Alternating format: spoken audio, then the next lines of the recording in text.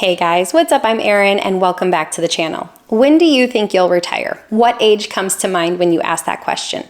Maybe you have an age that comes to mind that centers around Social Security, or when you can access Medicare, or when you can access your retirement accounts completely penalty-free. We all have this different barometer in our mind of what the ideal age is. The median age for retirees in the US is 62 years old. This would be considered traditional retirement age. It's also an age where you can access virtually all of your retirement accounts penalty-free because you're past full retirement age, which is 59 and a half. What if you want to aim for an early retirement? What if you want to step away from the workforce before full retirement age? Naturally, you might start to wonder, how do I fund those years? Is there a way to access these accounts and these funds without penalty? And surprisingly, yes, there is. There's a number of ways to access these accounts without facing a penalty. And contrary to what the popular narrative is on social media these days is, you don't have to shun employer-sponsored retirement plans in order to be able to access your funds early in retirement. These accounts are absolutely wonderful. Today's video is going to be extra special because I have my friend Nolan, who happens to be a university professor in the finance and business space, as well as someone who runs an incredibly informative channel here on YouTube where he makes investing easy. So who better to help teach us how to access these funds early? So if you want to retire early, what account should you use to help fund this early retirement? The first account type I want to mention is a brokerage account. And I specifically want to mention this account type because it is my absolute favorite account type, so much so that I actually made an entire video on it if you want to check it out. A brokerage account is a complete win for me because it comes with basically unlimited freedom. There are very few rules that surround a brokerage account. You can make contributions whenever you want. You can make withdrawals whenever you want. The funds are available during your working years, during your retirement years, on some random Tuesday in the middle of summer. There's just no rules. And I feel like when it comes to accounts, we all need one that doesn't have any rules. Now, a brokerage account is not without its drawbacks. For instance, this is not a tax-advantaged account. So if you incur a loss or a gain, there will be a tax consequence for that in that year. We do have the added benefit that investments held for longer than 365 days are subject to capital gains tax rates, which are more favorable than short-term capital gains rates, which are simply the same as ordinary income rates. And personally, as an indexer with a long-term focus, meaning that I buy and hold index funds for, well, ever, I feel like there's favorable tax treatment simply because these funds have very low turnover, so my tax burden in any given year is very minimal. So if you have a brokerage account and you want to retire early, you can access the funds in here at any time without any restriction.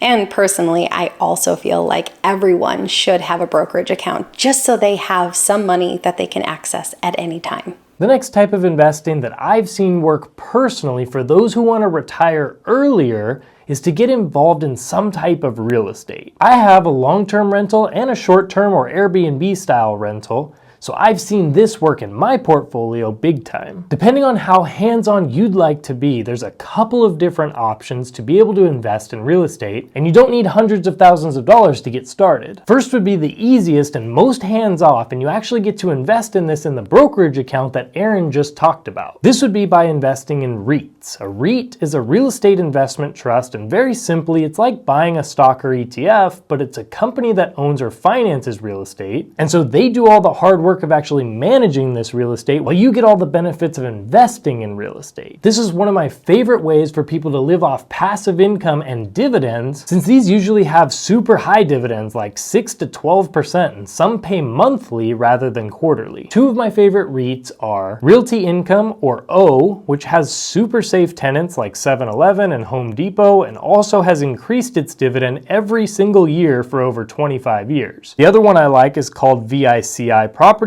and it owns and operates gaming and entertainment properties such as Caesars Palace, the Venetian, and the MGM Grand in Las Vegas. The second way to invest in real estate is definitely the more hands-on approach, but can definitely be much more lucrative, offering you some cash flow, tax benefits, and just price appreciation on the asset itself. This would be by buying actual physical real estate and renting it out. One could buy a 3-bedroom house, live in one of the bedrooms, and rent out the other 2 bedrooms. Let's say the mortgage is $2,500 per month. This person could rent out each room for $1,500 each, so now they're bringing in $3,000, which means that they get to earn a $500 profit each month. They get to pay down their mortgage each month, and they get to live in the house without having to pay anything out of pocket. Then instead of having to pay your own mortgage or rent, you get to use all of that money and continue to invest to grow your financial future. One could also just buy another house or duplex and rent that out fully and make even more profit. The private clients that I work with who have the most amount of disposable income and who were able to retire early pretty much all have some type of real estate within their portfolio. Roth contributions are made on a post-tax basis, so money you've already paid taxes on. And because of that, you can access these contributions at any time, penalty-free and tax-free. If you have a long-standing Roth, one that, say, you've maxed out from age 20 all the way up to age 50, and then you decide to retire at age 50, you could have access to nearly $200,000 tax-free. Right now, this is assuming today's contribution limit of $6,500 per year over 30 years, but that number will certainly increase over time. It is important to keep in mind that your earnings on your contributions cannot be accessed penalty-free until full retirement age. A Roth conversion is the process of converting a traditional 401k or like account to a Roth IRA. The motivation behind doing Roth conversions does vary, but generally one might be to be able to access these funds on a more flexible schedule, read no RMDs or no required minimum distributions in retirement, or it could be tax savings. That part really is going to depend on the various tax brackets you find yourself in over the years. But a huge perk of a Roth conversion is that it can give you access to these funds for an early retirement, assuming you plan ahead. And the reason I say assuming you plan ahead is that Roth conversions are subject to a 5-year rule. When you convert a traditional account to a Roth IRA, the converted amount must stay in the Roth IRA for at least 5 years to avoid the 10% penalty on withdrawals, regardless of your age. And keep in mind that this rule applies separately to each conversion. For instance, if you converted $10,000 on January 1st of each year starting in 2020, the first $10,000 would be available on January 1st of 2025. The next $10,000 would be available on January 1st of 2026, and so on. Now, some of you are so close to that coveted age of 59 and a half where you get to pull out that money from your 401k or 403b or IRA penalty-free. But at this point, you're about 5 years away and you definitely don't want to keep working. And you have enough saved up in that 401k or 403b to be able to live off of. You're just not at the age yet. Well, guess what? You can actually pull money out of your 401k penalty-free starting at age 55. The Rule of 55 is a provision in the U.S. tax code that allows individuals to withdraw funds from their 401k or 403b retirement accounts without incurring the 10% early withdrawal penalty fee if they separate from their job in or after the year they turn 55. Worth mentioning, for public safety employees, the age threshold is actually down to age 50. This rule specifically applies to 401k or 403b plans sponsored by your most recent employer. This doesn't apply to previous employers' 401k plans unless you rolled that previous 401k plan into your current employer's 401k plan. If you roll that 401k over into an IRA, you lose this benefit. The 10% early withdrawal penalty is waived under the Rule of 55, but the withdrawals are still subject to regular income tax. You can withdraw as much or as little as you need, offering more flexibility in how you access your funds. This video is just all about options, and so this one is a great one to keep on your radar. 72T distributions, also known as substantially equal periodic payments, are a way to withdraw funds from your retirement account before age 59 and a half without incurring the 10% early withdrawal penalty. This option is available for both IRAs and 401ks, but there are specific rules and conditions you must follow. If you choose this route, the distributions must be substantially equal and continue for 5 years or until you reach the age 59 and a half, whichever is longer. For example, if you started these distributions at age 50, they would have to continue until you are 59 and a half or for 9.5 years. And if you started these withdrawals at age 57, they would have to continue until age 62.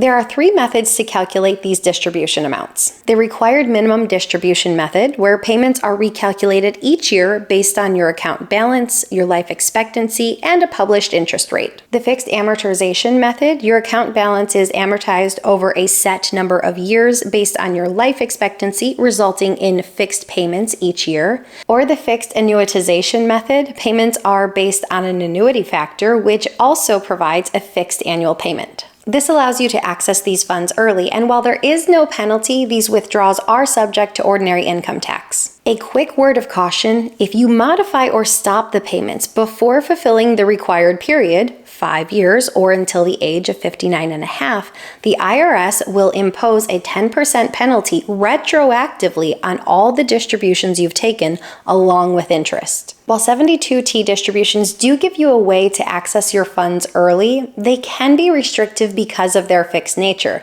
For instance, you can't go and change your withdrawal amounts because of changes in your financial situation, so you do have to plan carefully. An HSA, or a health savings account, is a wonderful account in that the contributions are made on a pre-tax basis. Then this money can be invested to grow completely tax-free or tax-deferred, depending on how that money is ultimately used. So long as that money comes out to cover a qualified medical expense, it does come out completely tax-free. Once you retire, if you have an HSA available to you, even if you're not yet full retirement age, you can use the money in it to help cover qualified medical expenses. And assuming you use it for qualified medical expenses, it comes out completely penalty-free and tax-free. It's because of these perks why you hear so many people say that the HSA is triple tax advantaged. As an added perk, if you hold on to this HSA until the age of 65, you can kind of use it as a backup 401k. In that once you reach age 65, you can even make withdrawals from this account for non-medical related expenses. But keep in mind, if money does come out and it's used for non-medical related expenses, it would be subject to ordinary income tax, but there is no penalty. There are plenty of accounts you can use to fund an early retirement, even many traditional retirement accounts known for having those age restrictions. You just have to be willing to get a little creative. I want to say a big thank you to Nolan, or Professor G, for being a part of this video and helping put this one out there. Make sure to check out his channel, link in the description down below. Subscribe, he puts out wonderful content. Also, while you're there, check out the collaboration we did on his channel where we went over a video of why you don't need $1 million to retire. I post new videos every single week. If you got anything at all out of this one, please give it a like. If you're new here, please consider subscribing, or if you know of someone who might get something out of this type of content, please consider sharing. I'll see you soon. Bye. Okay, how do I fund those ears? Is there a way? Today's video is going to be extra special because I need to stop touching the microphone is what I need to do. And keep in mind that this rule applies practically no rules. See how much I can say in one breath here. Restrictive simply because of the fixed nature. You can't change